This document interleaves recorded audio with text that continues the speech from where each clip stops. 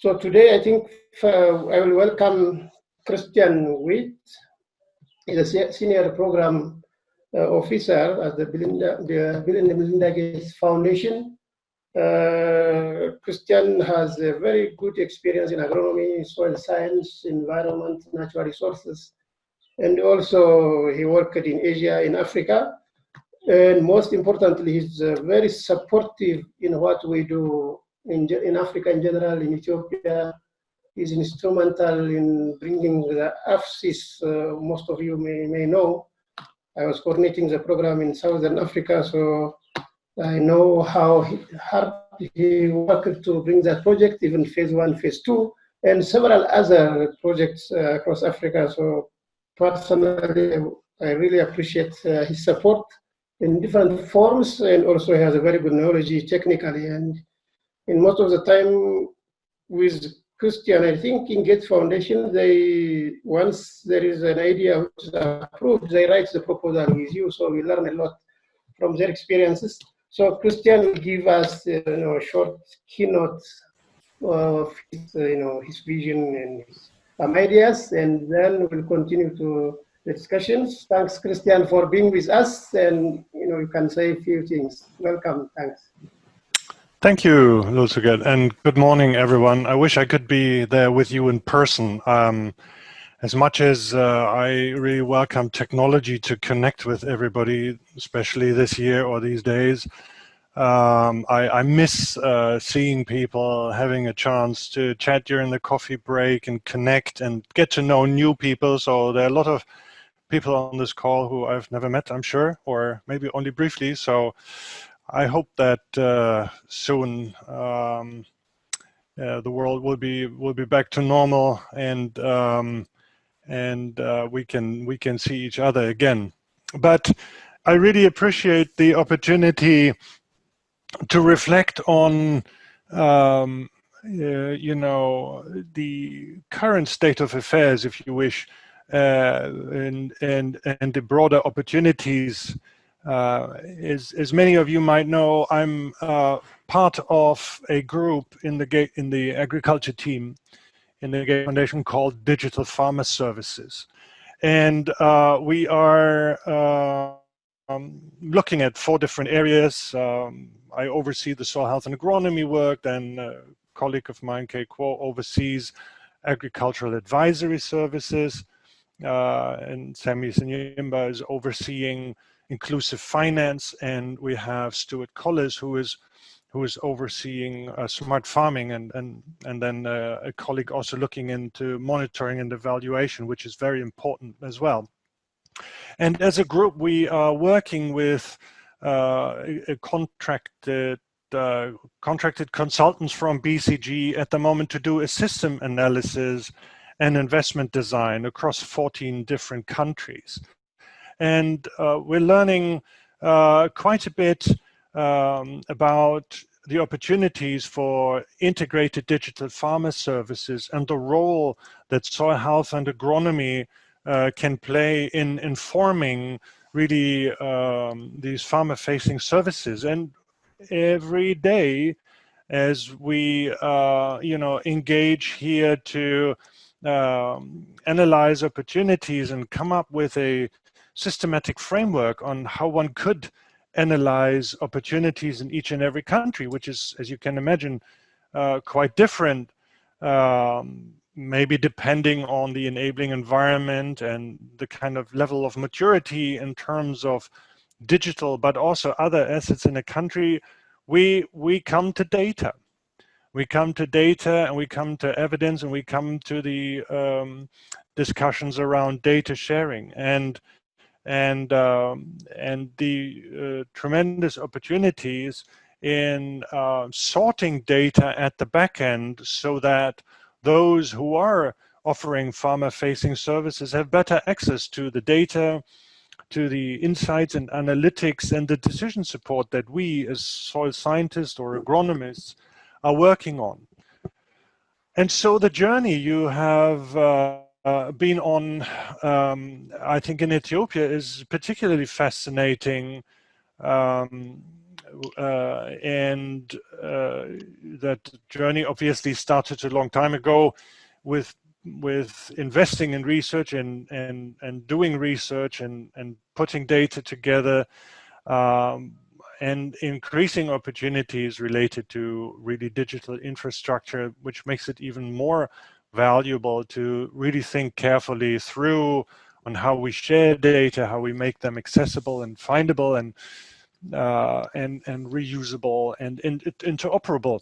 And at the foundation, we are fortunate to work with CABI and ODI, the very same team that's working with you, to help us think through what could we do better as a funding organization, and how do we responsibly deal with this in our grant making. And so we are learning, well, we have learned a lot already in the last 12 months, but we just, this and last week went through some learning modules with the CABI team and the Open Data Institute, for example, around how to assess an enabling environment, or how to work with data from third parties, and how do we minimize harmful impacts from data, and just to name 3 from a handful of 8 modules. And what started quite small, actually in Ethiopia with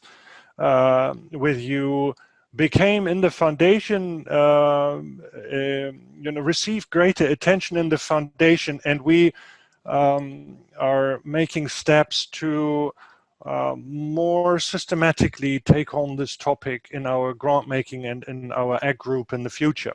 So I was on the all ag team staff meeting yesterday with 70 people dialed in, and we heard from my colleague who's in the strategy planning and management team, Tuvan, on the plans going forward, on how we can capitalize on the learnings to date, and Ethiopia was cited as an example. For example, your policy development around the fair data, but also how you implement. I think without your energy and willingness to work this out as a group in the coalition of the willing, you can produce good policy papers, but unless you have the willingness and the commitment of individuals and organizations and institutes to implement, because you see a benefit and a win-win from engaging, the work would get stuck.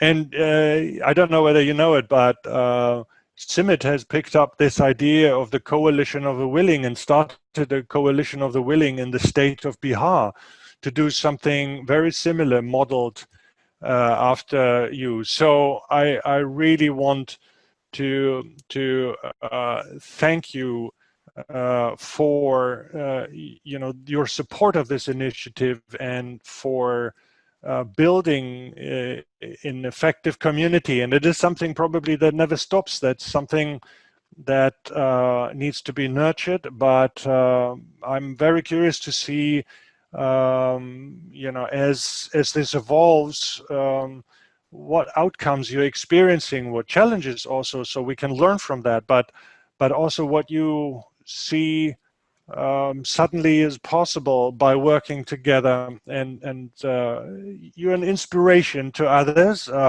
India I mentioned, but also Rwanda.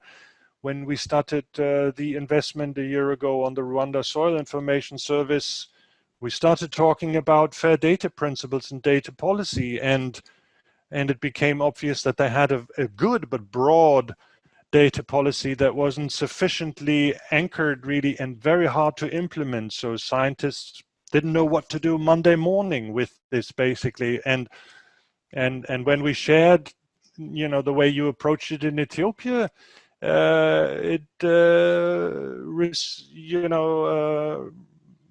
caught their attention. And I know that you had a group from Rwanda visiting as well to learn more about how you deal with that. So it's a very interesting journey, I think, for all of us. I'm surprised and impressed by how far we've gotten. I must say. So I really want to thank the Ministry of Agriculture for the leadership and the support. EIAR is taking a lead role as well in the implementation and driving this forward, but also others like CIET or GIZ in providing support and technical guidance. So I'm really keen to learn how this is all further evolving and shaping up, and I hope that next time we come together, maybe to reflect, might be a year from now, but that I can be with you in person and learn firsthand on where you've gotten. So I wish you a lot of success for the workshop today. Thank you. Thank you very much, Christian. I think we are more inspired. Very good. Some points, remarks, very interesting about the experiences in other countries as well. I think you have a good feeling, and you have observed what we have tried to do. We moved a lot, and we have tried our best. As you indicated, there are close to 100 people who are willing and collaborating to deliver on some good things to support the ministry and research organizations. So this is a team effort, and we ourselves are very impressed how it went, because we are 100, we are willing people, and there are more coming in now, and we have done several things, guidelines, and a lot of analytical things, just through a simple cooperation. There is nothing attached to it. People are willing, and there is interest behind is to bring the data together and take advantage of the advance in analytics to make informed decisions. So I think, thank you very much. Your support is also very much acknowledged through GIZ and also in other forms. So we are very happy you joined us today, and we are more inspired. So I think this is an energizer for us, for all of us who are listening, and also for those who are not there, we'll relay the message. Thank you so much. So we'll move to the next steps, and I think Hippo will lead us to the process.